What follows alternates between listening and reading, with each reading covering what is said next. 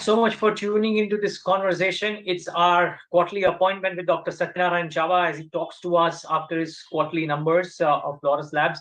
This time around, they've clocked in, if my numbers serve me correct, a growth number on the revenue side, which is to the tune of about 30 odd percent for the quarter. Yes, 30.94%. EBITDA growth or operating margins have slipped slightly on a sequential basis, if you will, at 28.49 or 28.5. It's about 100 basis point slip over quarter one. I think what would probably be top of mind for the street, as the stock price movement would also have shown, is a change in the FY23 revenue guidance, which they have revised to up to 90% of the earlier set target of $1 billion. Let's get Dr. Chava in to talk about all of that and more. Dr. Chava, good having you. Thanks for joining in. Hope all is well. Good afternoon. It is always nice talking to you. So I would like to take you through our numbers, especially the distributional numbers in generic APIs, generic formulations, and our CDMO. If you look at the generic APIs, our ARV API sale was good as expected. Non-ARV APIs did very well. As we were guiding our investors, that non-ARV revenue will improve in generic APIs as well as formulations. APIs we did very well. The big challenge for us was ARV formulations. This was the lowest we ever did in the last several quarters. Non-ARV formulations did very well again. So our dependency on ARV came down. Our market share in formulations also went down in ARVs. Leave ARV, we did exceedingly well. So if in first half of FY23, our ARV formulations were down by close to 500 crores. But despite of that degrowth in ARV formulations, we were able to grow the overall business. If you recollect, everybody had a perception about the company. We are a ARV API company. But now, ARV's APIs contributed 25% of our revenue. So, no one can think Laurus is a ARV company anymore. We have well diversified into non-ARVs, APIs, non-ARV formulations. We are well recognized now as a strong player in CDMO also. Our numbers also demonstrate that we did exceedingly well in our CDMO business. So, although the revenue coming from ARV formulations is less, as a company, we're very happy the way we diversified our revenue base, moving away from one therapy to having a strong presence in multiple therapies, and also having good presence in CDMO with big pharma. So overall, we are happy with the numbers what we did. Sure. Actually, Dr. Chava, to be honest, experts that I talk to don't think of you as the ARV API company anymore, any which ways. But I think okay, before I get to that, let me try and understand what is the business environment looking like, which has led you to say that you would now clock in maybe 90% of 7,200, which is around 6,400 crores of revenue for FY23, as opposed to the earlier believed number. I mean, you pegged it at 72. People believe Mota Moti at 7,500 crores. From there, now people have to scale back their revenue targets for FY20 to 6,400 crores. So, is there an issue in the ecosystem, or is it because of the formulation piece not looking as strong? What is causing you to revise this downwards? Primarily because of the pricing environment in ARV formulations. Okay. We need to recalibrate our pricing strategy. We didn't bid aggressively in our tenders in the Q1. So we didn't win much tenders to be supplied in Q2. Q1 and Q2, as I mentioned, our loss in ARV formulations is close to 500 crores. Yeah. It's not easy to recover the 500 crores in the next 6 months. So that was the primary reason for us to come back from our aspirational target of $1 billion. And we say now we will achieve about 90% of that. So for that, we have no challenges. So our business looks very strong in other areas. The growth is also very visible in other therapies, other divisions. So the decline in sales, decline in pricing in ARVs led to revise our goal. Got it. Is there a chance, Dr. Chava, that what's not happened in the or what's kind of not gone as per plan in the first half might continue that way, and you might have to contemplate tinkering this number as well a little bit, if indeed formulations doesn't pick up in any fashion whatsoever? See, we have visibility now. See, it took for us to digest, adjust to the new pricing environment in ARVs. We did that. And we have a good visibility of orders now. We have orders actually, not visibility. So we don't see decline in ARV sales in Q3, Q4. And coupled with our approvals in Europe for some products, we have done exceedingly well, going to do good well in Q3 for non-ARV products. So our formulation sale in Q3 and Q4 are going to be good. So we don't expect to recalibrate our goal again in the second half of this financial year. Okay, fair call. And we'll talk about FY24 in a moment, but just wondering, since we are on the topic, Dr. Chava, so some expectations were that ARV sales to Global Fund and PEPFAR would drive formulation sales. Now in your release, and you will have to allow me a bit of handicap here because I just had 5 minutes before this interview started to read the press, the update that you've given. So I'm not completely up to speed with everything that you've declared there. But I think you mentioned that Q3 onwards formulations pick up, and therefore I want to understand what's the genesis of that. Is it Global Fund, PEPFAR, and other factors related sales that will happen Q3 onwards? Yes. Yeah. We expect the Global Fund to announce their commitments to the key ARV players next week. Okay. And PEPFAR also already placed some orders and going to confirm long-term agreements with major players during this quarter itself. So the environment looks positive for us for two reasons. One is these agencies started allocating volumes, and we also recalibrated our pricing.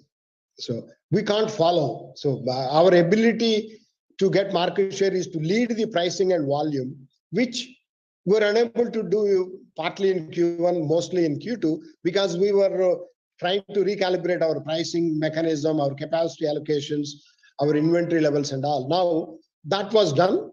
So probably we are back on track in Q3 and Q4. Got it. Okay. CDMO, it just continues its merry run. Last time around that we spoke, which was also a very strong quarter on that end, you had mentioned about continued strength and then heightened capacities coming in FY24. This quarter was a really sharp uptick there. Tell us a bit about what's gone right there, and do you expect spillover / the good times to continue in Q3 and Q4 as well? We have a lot of projects in the pipeline. We do hope the FY24 also will continue to be a good year for CDMO. Yeah. You see, this growth is driven by multiple projects. It is not just one project is driving our growth. It's multiple projects, and our relationship with other big pharma is also at a very advanced stage of orders. So FY24 is going to be again a good year for us in CDMO. So we don't expect to have a slowdown in our capacity allocation in project attraction and project execution in CDMO will continue to be very well. No, I'm wondering if Q3 and Q4 also continue in the same pace. I'll come to FY24 in a moment. What about Q3 and Q4? We hope so. Okay. Yeah. So the pace may come off a little bit, if you will, but the good numbers largely will continue in the CDMO space. Will continue. Okay. Did the ARV API space show a bit of a pickup this time around? I think the release referred to something like that, but again, excuse me, I haven't been able to read it completely. ARV APIs did improve compared to H1 2022 to H1 23. ARV APIs did well. And we expect to Q3, Q4 ARV APIs, there is no issue. So we're unable to calibrate well the formulation pricing. Got it, sir. Okay. I think now we did that. The pricing challenge was put behind. We recalibrated. We understood the market dynamics. Rather than follow, we want to lead. So once that decision was taken, now things are under control. Okay. I have 4 or 5 more questions, Dr. Chava, before I let you go. One, an update of Paxlovid. Did it do the intermediate sales were almost the same as the last quarter?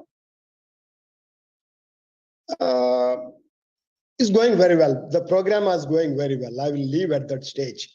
I don't want to dwell more details, but we're also executing many other projects. Sure. Not just one program, multiple programs. This quarter, Q3, we are delivering phase 3 quantities for another molecule to another NCE program. Yeah. Okay. So, but this CDMO space, because of our quality track record, because of our scale, because of our ability to deploy resources quickly, is making us a winner there. So we have several interesting programs, either at the proposal stage or at the consideration stage or at the execution stage. So again, I want to reiterate, our CDMO growth is not a one product, one customer driven. I wanted to make it very clear. Of course. No, goes without saying. Did sales commence from the EU contract, Dr. Chava? I think last quarter you had said, I mean, I was not completely clear at the end of that interview, but have sales commenced from the EU contract, or will they happen in quarter 3? Yes, we did had API sale in Q2. If you look at our non-ARV and other APIs, segment grew very well. That was because of our new API sales into European region. And sales of formulations to our partner in Europe commenced already in this month. So you will see those uptick in Q3, not in Q2. Yeah. Got it. Now, Dr. Chava, margins, they came off a bit. You had mentioned last quarter that the solvent price stress was evident in quarter 1. You were not sure if it's last for the whole of quarter 2 or no. Did it last for the whole of quarter 2? And what else, if anything, led to this sequential, I'm saying quarter on quarter, come off in margins from 29.5 to 28.5? It's not a very sharp drop, but I'm just trying to understand the nuts and bolts here. I will say that is deleverage in ARV API capacity utilization. So when we are selling less of formulations, we use less of API capacity as well. So there was a deleverage in our ARV segment that led to the decline in overall margins. Okay, but I think I read, and please excuse me if I'm wrong, but I think I read that you would probably do 30% average for FY23. Now that would mean that after 29.5 and 28.5 in Q1 and Q2, you will need to do much better than the 30% average in Q3 and quarter 4. You reckon that is a strong possibility? Yes, well, we see, as always, uh, giving indication to our shareholders and our other stakeholders, our EBITDA will be around 30%. I'm not saying 30.00. I'm always saying around 30%. But we're very confident when we're saying, so it is not a flat 30.0%, but we have the ability to do better than Q2 in Q3. Yeah. Yeah. No, Dr. Jha, please excuse me for probing this a bit more simply because I think where people would want to understand is because the tax rates have moved up in the last couple of quarters. And if indeed the margins don't reach 30 or slightly above 30 or thereabouts, then the overall numbers at the bottom line get reduced that much, and which is why this inquisitiveness. But okay, you still believe that closer to 30, circa 30% average for FY23 is still a distinct possibility. Yes, as things stand. Yeah. Okay. Last couple of questions. One, it's a broad question that I ask you almost every second quarter. You always mention that you have the capabilities, but you don't want to lose the opportunities. What is it that you've done in this quarter, which was a step up towards an opportunity that will bear you fruit in the coming quarters or coming years? See, this quarter, we're adding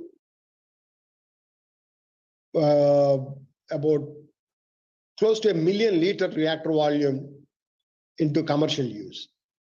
That's one. And second, we're also adding close to 1 million liter reactor volume in Q4 this year also. That means a lot of capacity space. That is one. So if we add capacity in the Q3, Q4, I'm sure we'll use this in next financial year for sure. The other is our capacity enhancement in formulations happened already. So all the lines were qualified, ready to use. In fact, we're commercially producing products to Europe and US from that new commissioned block already. You will see a lot of uptick will happen in Q3 in formulations coming from the new capacity. So these capacities will become very handy for our growth in coming years. Yeah. Okay. And our capacity dedicated to a global life science player, one unit we are building, which is also going to be qualified by mid of next year. That is, by September, October, we will start commercial production there. So our capacity enhancement is happening in a phased manner now. The good thing is we are not building capacity without knowing what to produce. Good thing for the company is now we know which customer, which molecule, what quantity, what price. So our allocation of money towards capex is very visible now. What we are doing, why we are doing, to whom we are doing. Okay. Dr. Jha, my final question. What's happened in quarter 2 and therefore that small reduction in guidance is the factor, as you said, was more of an internal process-driven result, if you will. What about the external environment? Because that is certainly shaky around the rest of the world in some of the key markets that you might be supplying to as well. Do you believe that there are risks to business growth or opportunities, as the case may be, because of all that's happening around the world? I mean, just the conflict between US, EU, or other Ukraine and Russia notwithstanding, the slowdown that is starting to be felt in the European region, arguably the US region, could that have some impact on how you or the space at large could do in the quarters to come? We don't expect our Q3, Q4.